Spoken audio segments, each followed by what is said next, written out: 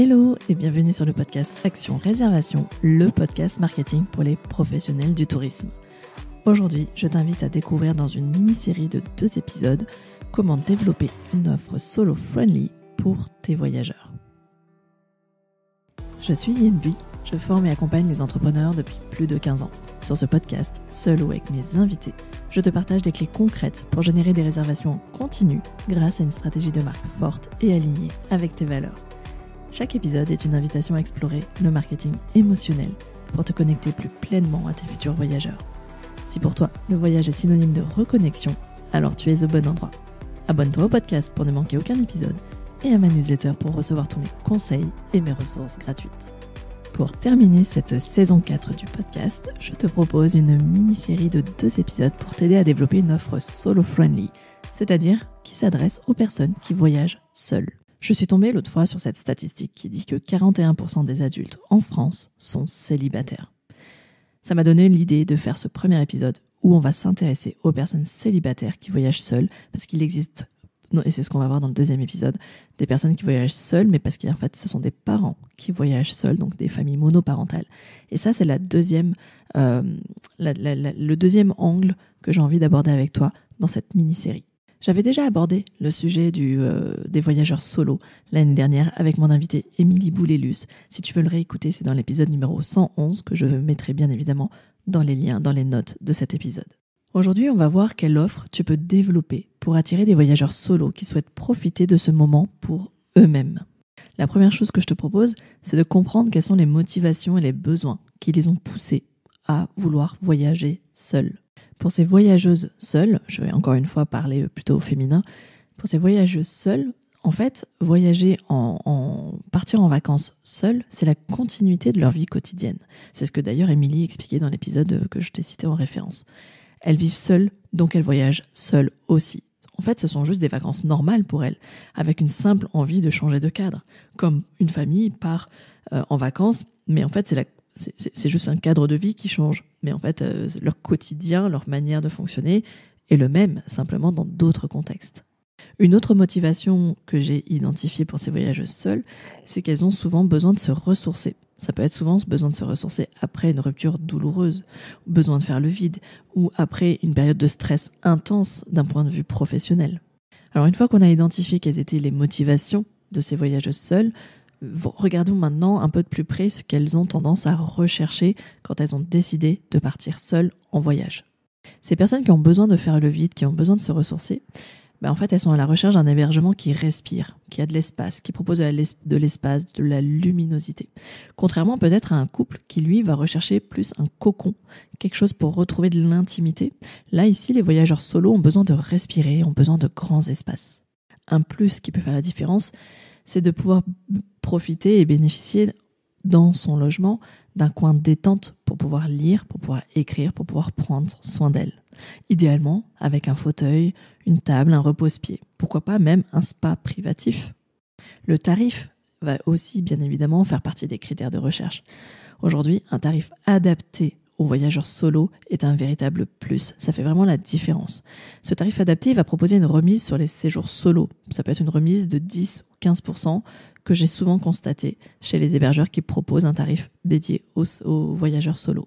Cette remise, elle peut se justifier par dans l'esprit en tout cas du voyageur solo, de dire j'utilise moins de serviettes, j'utilise moins d'eau, j'utilise tout ce qui est usage courant est divisé par 2 finalement. Alors oui, finalement pour l'hébergeur ça fait pas tant de différence et c'est pour ça que beaucoup ne proposent pas de tarif adapté. Mais du point de vue du voyageur, il y a quand même ce sentiment de payer pour 2 alors qu'elle vient seule et du coup le fait de prendre en considération cette voyageuse solo au travers d'une remise spéciale, une remise single, un tarif single, c'est vraiment appréciable. Voyager seul, ça ne veut pas forcément dire vouloir rester tout le temps seul. parfois, en fait, quand on a besoin de se ressourcer, besoin de faire le vide, on peut aussi avoir envie d'être en interaction avec d'autres personnes. Et là, ça peut être intéressant pour pas forcément toujours se sentir seul. Voyager seul, ça veut dire se laisser la liberté d'être seul quand on en a envie, mais ça peut aussi vouloir dire j'ai envie aussi d'être en groupe, d'avoir des interactions, des échanges, faire des rencontres quand j'en ai envie. C'est vraiment cette notion de liberté dans le rythme en fait qu'on a envie de se donner pendant ces vacances. Et donc, peut-être qu'un accueil groupé, un accueil de groupe, un apéritif de bienvenue, mais aussi un accès à des espaces communs peuvent favoriser ces rencontres et ces échanges. Peut-être qu'il faut mettre en avant le fait d'avoir une piscine, un espace lounge, un bar peut-être, une terrasse, tout ce qui va être plutôt propice en fait à créer des rencontres, créer des échanges. Au-delà peut-être aussi de uniquement le moment du petit déjeuner. Ce qui peut être intéressant aussi, c'est peut-être de mettre en avant des activités individuelles qu'on peut découvrir en groupe. Je m'explique, parfois il y a des activités qui se font à deux. Et quand on est seul, on arrive dans des activités qui se font plutôt sur réservation en groupe. Et on se retrouve finalement en nombre impair. Et c'est un peu... là, ça peut créer le malaise. En fait, ça met la personne devant le fait qu'elle est venue seule. Donc en fait, mettre en avant des activités individuelles comme par exemple, je dis n'importe quoi, un accrobranche ou une séance de yoga ou tout ce qui fait que en fait, on va vraiment chercher à à travailler sur soi, à travailler, à réaliser une activité pour soi. Le paddle, tout ce qui va être vraiment sport individuel, activité individuelle, ça peut être aussi tout ce qui est créatif. Là, c'est pas forcément quelque chose qu'on va faire en couple, ça peut être quelque chose qu'on fait finalement pour soi-même. C'est d'ailleurs la raison pour laquelle les personnes qui ont besoin de se ressourcer apprécient volontiers de s'inscrire à une retraite créative ou bien-être.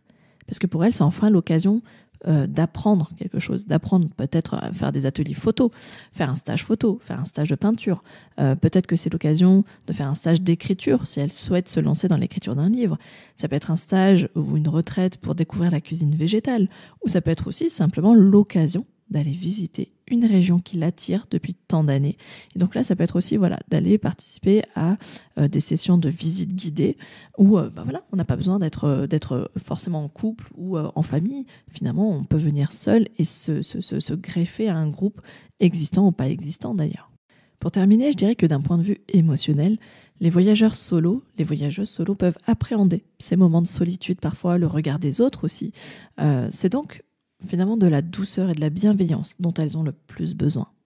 Qu'on respecte leurs besoins d'intimité et de confidentialité quand elles choisissent de s'isoler par moments. C'est ce que je disais tout à l'heure, ce rapport à la liberté de choisir. Liberté de choisir ce que j'ai envie de faire. Est-ce que j'ai envie de le faire seul ou est-ce que j'ai envie de le faire avec du monde? Et ça, vraiment, c'est cet espace d'intimité, de confidentialité, le fait d'avoir besoin d'être respecté. Je pense que c'est ce qui est le plus essentiel pour ces voyageuses solo quand elles viennent se ressourcer. Et donc, un petit mot, un petit geste, finalement, ça ne coûte rien et ça peut vraiment faire du bien à la personne qui a besoin de reconnexion. J'espère que cet épisode t'a plu, que cette thématique, en tout cas, va t'interpeller parce que j'ai vraiment conscience dans le monde du voyage qu'il y a de plus en plus de voyageurs solo et que c'est vraiment un profil de voyageur qu'il faut prendre en compte.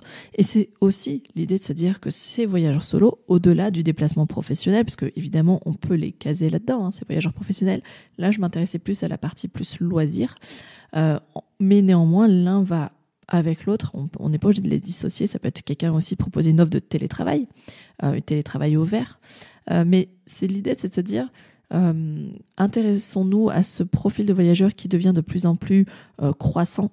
Et aussi, c'est de se dire comment je peux adapter mon offre qui, en plus, a l'avantage de pouvoir être proposée toute l'année. Parce que là, on s'adresse plus qu'à une seule personne qui a beaucoup plus de latitude pour se déplacer, pour se faire cette reconnexion. Ça peut même être en pleine semaine. Ça peut être l'occasion juste d'une nuit. Parfois, une nuit suffit pour se ressourcer, se reconnecter, pour faire le vide. Et ça peut être vraiment une occasion idéale pour développer son activité à l'année. Voilà pour cet épisode, j'espère qu'il t'a plu. Je t'invite vraiment à venir me partager en commentaire sur les réseaux sociaux, en commentaire ou en message privé bien entendu, me dire si tu avais toi aussi déjà envisagé de développer une offre pour les voyageurs solo. Si c'est le cas et si tu l'as déjà fait, je t'invite vraiment à me partager des bonnes pratiques. Et puis si tu le souhaites, viens me parler de ton expérience au micro du podcast. C'est avec grand plaisir que je serai ravie d'accueillir des personnes pour me partager pour décrypter avec nous leur stratégie qui pour attirer des voyageurs solo et pas uniquement des voyageurs en déplacement professionnel, mais vraiment des personnes qui cherchent à se reconnecter dans leur vie personnelle. Voilà pour ce premier épisode de cette mini-série à propos des voyageurs solo. Je te retrouve dès la semaine prochaine pour le deuxième épisode, pour la deuxième partie. D'ici là, porte-toi bien. Ciao, ciao! Si cet épisode t'a plu, merci de lui laisser un commentaire ou une jolie note 5 étoiles sur ta plateforme d'écoute préférée. Moi, ça m'aide vraiment beaucoup à garder la motivation pour continuer ce podcast. Et puis tu peux aussi tout simplement le partager autour de toi sur tes réseaux sociaux en me mentionnant pour que je puisse venir te faire un petit coucou. En tout cas, merci de contribuer à faire connaître ce podcast.